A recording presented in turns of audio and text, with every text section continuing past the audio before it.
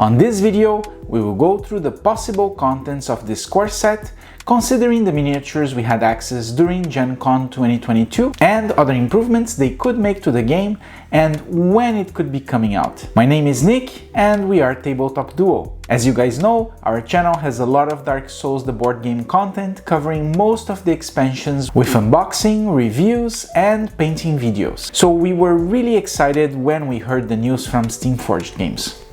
Let's imagine this is gonna be our core set box, and we will fill it with the monsters and characters we know so far, and then fill the gaps with other theories. To start, let's talk about what is a core set. When they say it's a core set, we have to imagine that this box should have enough content so that it can be played standalone, without the use of the base game.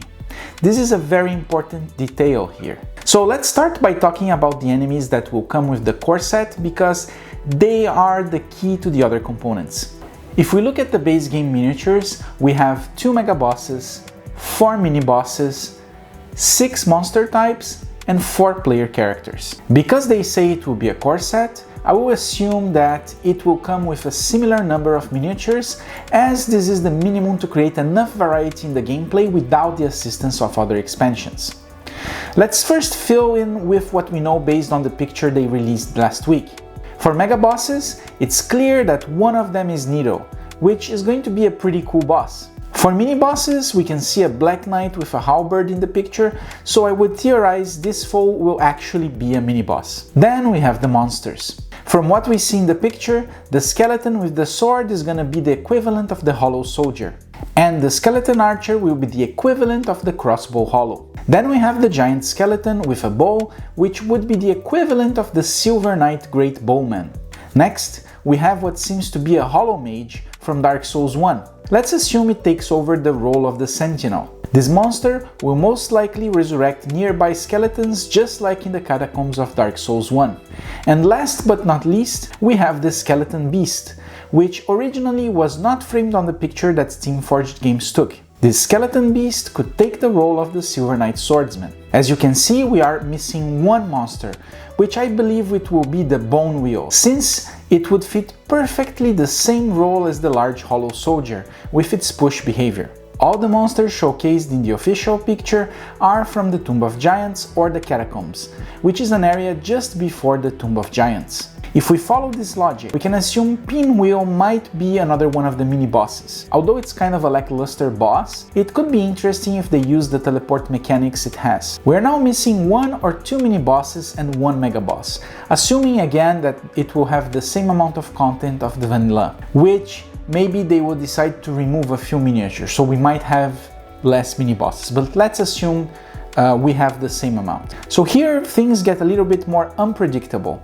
but if we follow the logic that this expansion is heavily based on the Tomb of Giants and the themes that are similar, here are my best guesses. Since Catacombs and Tomb of Giants intersect with Izalith, I would have another mini-boss being the Capra Demon or the Taurus Demon. For the other remaining two, I looked at Dark Souls 2 and Dark Souls 3 bosses that would fit with the same thematic, and I would go for the Deep Accursed, a strong enemy found in Anorlondo that could easily be a very mobile mini-boss. And for Mega Boss, I would add the Skeleton Lords from Dark Souls 2.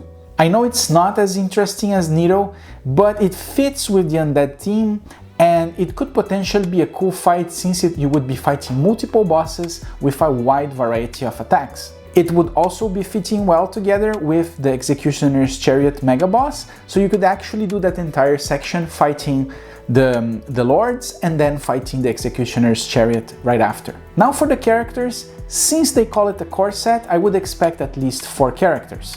We already know the Cleric is one of them. I'm assuming they wouldn't have the same characters as the ones in the core game, and because they are already using a character from the Characters expansion, I think the other will be from the Characters expansion. My bet is the Thief for dodge-based gameplay, the Sorcerer for magic gameplay, and the Mercenary for DPS gameplay, which together with the Cleric, which has healing, closes the loop. With these classes, I would expect we get new cards which contain their gear, as well as an expanded inventory for the vanilla classes as well, and also more powerful weapons and armor.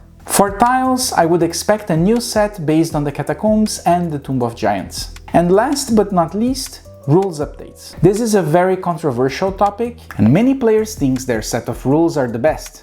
So instead of talking about the specific house rules, let's talk about the game issues these rules need to tackle. The issues the game have are around loot, which can be frustrating at times as the base rules don't sort them properly and make players lose a lot of time searching for good loot. That would be problem number 1 to fix. The second issue would be the amount of souls you get on every encounter and the cost to buy the equipment that you get. This needs a lot of improvement. The other problems I see is the fact that if one character dies in battle, the whole group dies, making the gameplay very frustrating, so they could also improve that. Regarding when it's coming out, our subscriber Keinazo101 talked to them at GenCon 2022 and learned that they will be announcing soon and to expect them being released around November. So we will see if those dates are confirmed. But I'm really curious to hear your thoughts about the game expansion contents, like the choices for enemies, mini and mega bosses, and the rules updates. So let me know what you would do differently.